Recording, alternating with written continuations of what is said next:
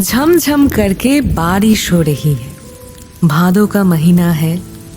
आज 15 दिन से लगातार बारिश चल रही है, रुकने का नाम ही नहीं ले रही। खुदीराम भट्टाचार्य जी के घर में आज 2 दिन से चूल्हा नहीं जला है, खाना नहीं पका है। खुदीराम बहुत गरीब आदमी है। थोड़ी सी जमीन है और 2-4 यजमान के घर घूमकर जो चावल दाल मिलता है उसी से बड़ी मुश्किल से गुजारा होता है। इस लगातार बारिश में गांव के बहुत से घरों में बच्चे भूखे हैं। खुदीराम तो एक आम आदमी है। यजमान के घर से जो थोड़ा धान आया था सब खत्म हो गया है। भादों के आखिर में जब किसानों के घर नया धान आएगा तभी और धान मिल पाएगा। तब जाकर बच्चे 2 वक्त पेट भरकर खाना खा पाएंगे। नेपाल और गोपाल खुदीराम के 2 बेटे हैं। नेपाल की उम्र 12 साल है और गोपाल के 10। कुछ दिनों से पेट भर खाना ना मिलने की वजह से दोनों भाई बहुत चिड़चिड़े हो गए हैं। ओए गोपाल, तुझे बहुत भूख लगी है ना रे? हाँ दादा। माँ को जाकर बोलना, मेरे पेट में भी चूहे कूद रहे हैं। माँ डांटेगी, तुम जाओ ना दादा। डांटने दे, मेरा नाम लेकर माँ को बोल नहीं सकता। तभी पड़ोस के शिबू भट्टाचार्य जी के बेटे चुनी को रास्ते से जाते देखकर नेपाल ने पुकारा, ओ चुनी, इधर थोड़ा सुन तो। चुनी उम्र में नेपाल से बड़ा है। अच्छे खासे अमीर घर का लड़का है। चेहरा भी सुंदर है। नेपाल की आवाज सुनकर वो उनके आंगन की बाउंड्री के पास रुका और बोला, क्या है रे? अंदर आजा। नहीं भाई, अभी नहीं आऊंगा, देर हो रही है। ज्योति बुआ के घर जा रहा हूँ। माँ वहाँ है या नहीं देखने जा रहा हूँ। क्यों, तेरी माँ अभी वहाँ क्यों है? उनकी दाल पीसने गई है। इस मंगलवार तो ताल नवमी की पूजा है ना, उनके घर में बहुत लोग खाना खाएंगे। सच में? तुझे नहीं पता क्या? हमारे घर में तो सभी लोगों को दावत देंगे, पूरे गांव को भी बोलेंगे, हमें भी बोलेंगे। सबको जब दावत देंगे तो तुम लोगों को भी थोड़ी छोड़ देंगे। चुनी के जाने के बाद नेपाल ने छोटे भाई से कहा, आज कौन सा दिन है रे? तुझे पता है? आज शायद शुक्रवार है, तो मंगलवार को दावत है। कितना मजा आएगा, है ना दादा? चुप रे, तुझे बिल्कुल दिमाग नहीं है। तुझे पता है ताल नवमी की पूजा में ताल के पकोड़े बनते हैं? गोपाल ये नहीं जानता था, पर दादा के मुंह से सुनकर वो बहुत खुश हो गए। अगर सच में ऐसा ही है तो अच्छा खाना खाने में अब ज्यादा देर नहीं है। आज कौन सा दिन है उसे नहीं पता, पर आने वाले मंगलवार आने में अब ज्यादा वक्त नहीं बचा है।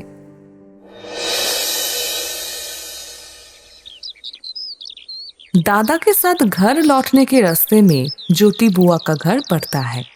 नेपाल बोला, तू यहाँ रुक, मैं उनके घर के अंदर थोड़ा देख कर आता हूँ।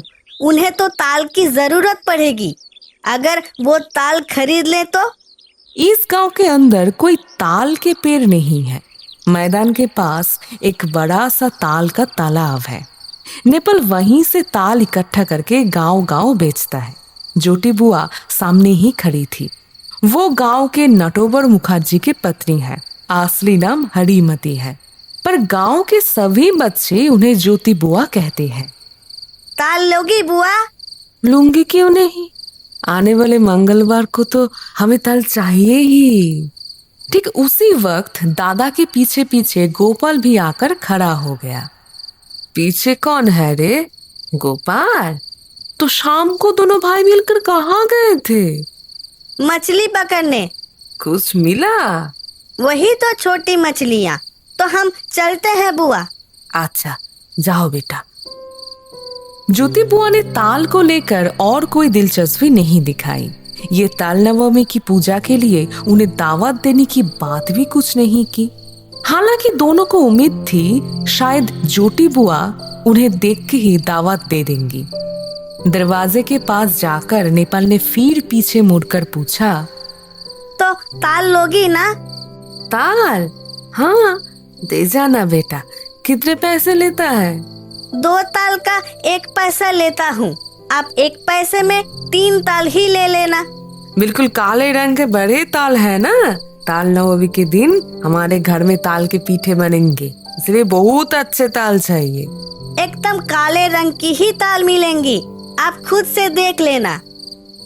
गोपाल बाहर आते ही दादा से बोला, कब ताल देगा रे दादा? कल ही दूंगा। तू लेकिन उनसे ताल के पैसे मत लेना दादा। क्यों रे? पैसे नहीं लिए तो देखना, जरूर हमें दावत देंगे। धुत, ऐसा कभी होता है? मैं इतनी मेहनत करके ताल लाऊंगा और पैसा नहीं लूंगा।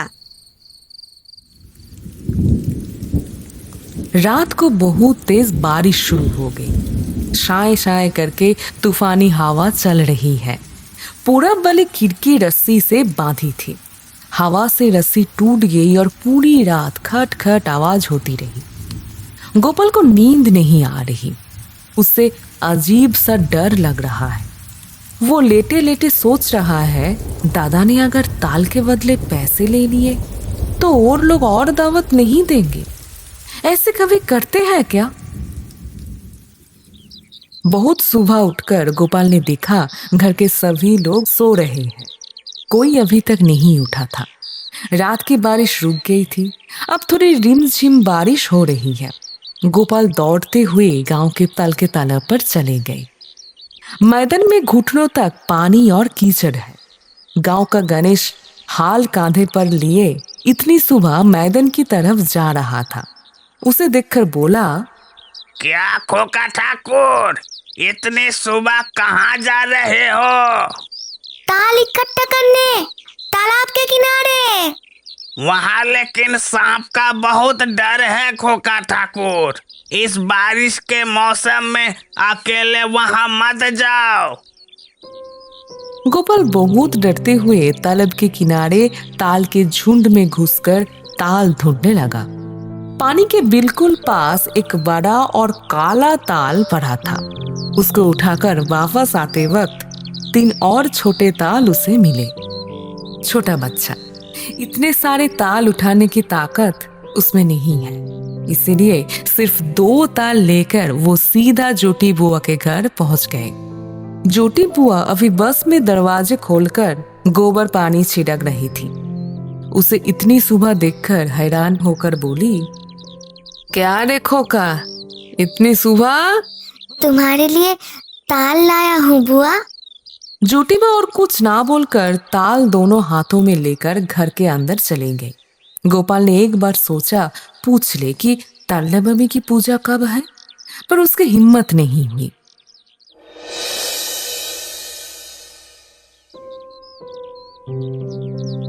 सारा दिन खेलने कूदने के बीच में भी गोपाल का ध्यान बस उसी तरफ लगा रहता है। दोपहर को वो सार उठाकर देखता है कि नारियल के पेड़ के पत्तों के पानी टपक रहा है। तेज हवा में बांस के पेड़ झुक रहा है और गड्ढे में से मेंढक लगातार आवाज कर रहा है। माँ, मेंढक आजकल उतना क्यों नहीं बोलते? नहीं, बारिश होने पर बोलते हैं रे। अब पुराने पानी में उनको उतना मजा नहीं आता। आज कौन सा दिन है माँ? सोमवार। क्यों रे? मंगलवार को तो ताल नवमी है ना माँ? शायद होगी, मुझे क्या पता बाबा। अपने हांडी में चावल ही नहीं, मुझे ताल नवमी की खबर लेकर क्या करना है। सारा दिन ऐसे ही गुजर गया। शाम को निपल ने पूछा, आज सुबह ज्योति बुआ के घर पे ताल देकर आया था तू, कहाँ मिला तुझे? मैं ताल देने गया तो बोले कि गोपाल ताल दे गया है, पैसा भी नहीं लिए। क्यों फालतू में ताल देने गया तू? एक पैसा मिलता तो दोनों कम से कम मुरमुरे खरीद कर खा लेते। अरे वो लोग दावत देंगे, देखना दादा, कल तो ताल नवमी है।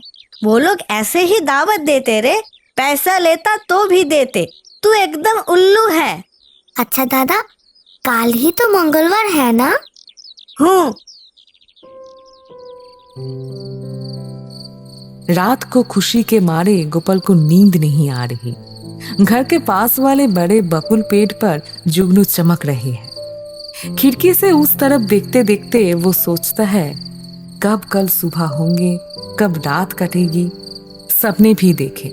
जोटी बुआ खाना खिलाते वक्त बहुत प्यार से उसे कह रही है, खोका सब्जी और लोगे? मूंग की दाल थोड़ी और मिला ना। हाँ? जोटी बुआ की बड़ी बेटी लावण्य दी एक थाली में गरम गरम पकोड़े लेकर उसके आगे हंसकर बोली, खोका कितने लोगे बोलो? ये कहेगा लावण्य दी ने पूरी थाली उसकी प्लेट में उलट दी। फिर जोटी बुआ पायस और ताल के पकोड़े लाई। हंसकर बोली, खोका तू ताल लेकर दे गया था, तभी तो आज पायस बनी। हाँ, खा बाबा खा, आज तो ताल नवमी है। कितनी अच्छी पकौड़े की खुशबू है चारों तरफ। खजूर गुड़ की खीर की क्या महक है। गोपाल का दिल खुशी से भर गया। वो बैठकर खाना खा रहा है तो खाता ही जा रहा है।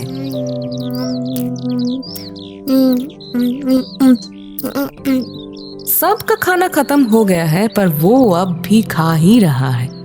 लावण्य दी हंस हंस कर पूछा, और लोगे? ओ गोपाल! अचानक गोपाल ने आंख खोलकर देखा, खिड़की के पास बारिश में भीगी झड़िया, उनका वो जाना पहचाना शरीफे की पेट दिख रहा है। वो अपने ही घर में लेटा हुआ है। माँ के हल्के से धक्के से उसकी नींद टूटी है। माँ उनकी पास ही खड़ी है। उठ जा बेटा, कितनी देर हो गई है। हाँ, बादल घिरे हैं इसीलिए तुझे पता नहीं चल रहा। उठ जा। बेवकूफों की तरह वो माँ के चेहरे की तरफ पलक झपक के बिना देखता रहा। आज कौन सा दिन है माँ? मंगलवार। सही तो है, आज ही तो तल नवमी है। तो फिर नींद में वो सब क्या अजीब सपने देख रहा था। दिन और चढ़ा। आसमान में काले बादल होने की वजह से दिन कितना चढ़ा है ठीक से पता नहीं चल रहा। गोपाल दरवाजे के पास एक लकड़ी से टुकड़े पर लगातार बैठा रहा। बारिश बिल्कुल नहीं है। आसमान में सिर्फ काले बादल हैं। ठंडी हवा से बदन सिहर रहा है। गोपाल बहुत उम्मीद से बैठा तो रहा, पर कोई जोटी बुआ के घर से दावत देने तो नहीं आया। बहुत देर बाद पड़ोस के जगबंधु चक्रवर्ती अपने बच्चों के साथ सामने वाले रास्ते से कहीं जा रहा है। उनके पीछे राखाल रॉय और उनका बेटा सानू, उसके पीछे कालीवर बैनर्जी का बड़ा बेटा पांचू और उस मोहल्ले का हरेन। गोपाल ने सोचा ये सब जा कहाँ रहे। इन सब के जाने के थोड़ी देर बाद ही बूंदे नवीन भट्टाचार्य और उनके छोटे भाई दीनू बहुत सारे बच्चों को साथ लेकर निकल रहे हैं। दीनू भट्टाचार्य के बेटे कूड़ो राम ने उसे बैठे हुए देखकर कहा, तो यहाँ बैठा क्यों है रे? जाएगा नहीं? कहाँ जा रहे हो तुम लोग? ज्योति बुआ के घर ताल नवमी की दावत खाने। तुम लोगों को नहीं बुलाया क्या?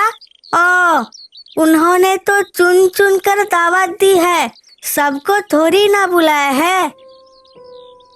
ये बातें सुनकर गोपाल अचानक गुस्से और दुख से जैसे पागल सा हो गया। गुस्से में खड़ा होकर बोला, क्यों हमें दावत नहीं देंगी?